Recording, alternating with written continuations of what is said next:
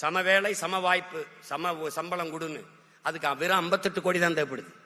ஆனா 6800 கோடியை இவர்கள் இலவசமாக கொடுக்கிறார்கள்.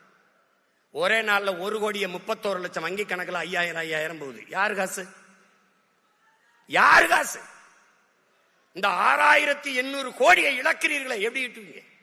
எப்படியாவது ஆட்சிக்கு வந்துடணும், எதையாவது கொடுத்து ஆட்சிக்கு வந்துடணும். அதனாலதான் அன்பு பிள்ளைகளே, இவர்களின் நோக்கம் நம்மை ஏமாற்றுவது, நம்முடைய நோக்கம் இந்த நிலையில் இருந்து மாற்றுவது. இதுதான் புரிஞ்சுக்கணும். இங்க பேசிய பிள்ளைகள்லாம் வரலாறு எவ்வளவு முக்கியம் என்று பேசினார்கள். வரலாற்றில் தெளிவு வராத எந்த இனமும் எழுச்சி வர முடியாதுங்கிறான் புரட்சியாளர் லெனின். வரலாற்றை மறந்துவிட்ட இனம் சுடுகாட்டில் இறந்து கிடக்கிற பிணம்ங்கிறான் ஓசிமின். வரலாற்றை படிக்காதவன் வரலாற்றை படைக்க முடியாது என்கிறார் புரட்சியாளர் அண்ணல் அம்பேத்கர் அவர்கள். வரலாறு தான் ஒவ்வொரு இனத்திற்கும் வழிகாட்டு. அதனால்தான் எங்க தலைவர் சத்தியம் நமக்கு சான்றாக இருக்கிறது, வரலாறு நமக்கு வழிகாட்டுகிறது என்கிறார். வரலாறு என் வழிகாட்டி என்கிறார். அதைத்தான் உங்கள் உடன் பிறந்தவன் சொல்கிறேன். வேற இழந்த மரமும் வரலாற்றை இறந்த இனமும் வாழாது, வரலாற்றை மறந்த இனமும் வாழாது.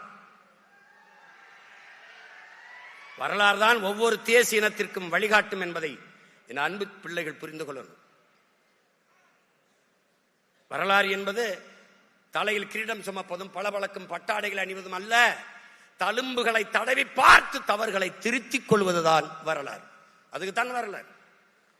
நாம் எங்கே வாழ்ந்தோம், எங்கே வீழ்ந்தோம் என்பதை.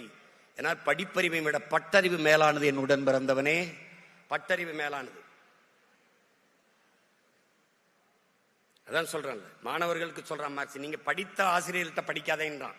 அப்ப என்ன செய்யலாம்? படித்துக் கொண்டிருக்கிற ஆசிரியரிடம் கற்றுக்கொள்ளுங்கிறான். நாங்க தான் படிச்சுட்டோமே, எம்எஸ்சி, எம்ஃபில், எம்எட். இப்ப என்ன படிக்கிற?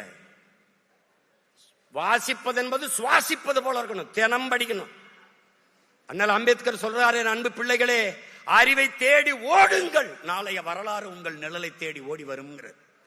ஒரு மனிதன் வாழ்நாளில் 10,000 புத்தகங்கள் படித்திருக்க வேண்டும், 10,000 மைல்கள் பயணம் செய்திருக்க வேண்டும் என்று சீன பொன்மொழி சொல்லுதுன்னு பயணம்ங்கிற நூல் ஐயா இறையன் எழுதியிருக்கார். நீ படிக்கணும். 10,000 புத்தகங்கள் வாழ்நாள் முழுக்க படித்திருக்க வேண்டும் என்கிறார். ஆனால் உலகிலே 64,000 புத்தகங்களை படித்த ஒருவன் நம்முடைய அண்ணல் அம்பேத்கர் அவர்கள் என்பதை அறிவு சமூகம் புரிந்து கொள்ளும். படுக்கிற இடம் கூட படிக்கிற இடத்திற்கு அருகில் இருக்க வேண்டும். நூலகம் எங்கு இருக்குதோ அதற்கு அருகிலே அறை எடுத்து தங்கிய மகான் நம்முடைய அண்ணல் அம்பேத்கர் அவர்கள்.